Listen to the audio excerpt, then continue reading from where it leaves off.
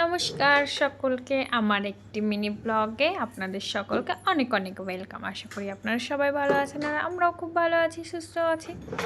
এই যে আদি ওপরে একটা আমাদের ওপরের রুমে একটা বাচ্চা থাকে, তার গাড়ি নিয়ে চলে এসেছি। আমি নিয়ে এসেছি, ও বায়না করছিল।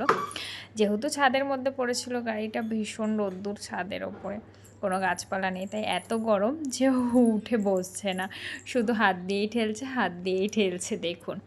আর কিছুক্ষণ বাদে বাদে ওর মধ্যে হাত দিচ্ছে, আর মুখের এক্সপ্রেশনটা জাস্ট দেখবেন। ও তো গরম পুরোপুরি বলতে পারে না, শুধু বলে গোম গোম এরকম করে শুধু কিছুক্ষণ বাদে বাদে। তারপরে আমি জোর করে ওকে বসিয়েছি, তারপরে ও বসেছে। শুধু ওর মুখের এক্সপ্রেশনটা দেখবেন, গরম ছ্যাঁকা হাতে লাগছে আর হাততালি দিচ্ছে, গরম গরম করছে, সারাদিন এরকমই করতে থাকে।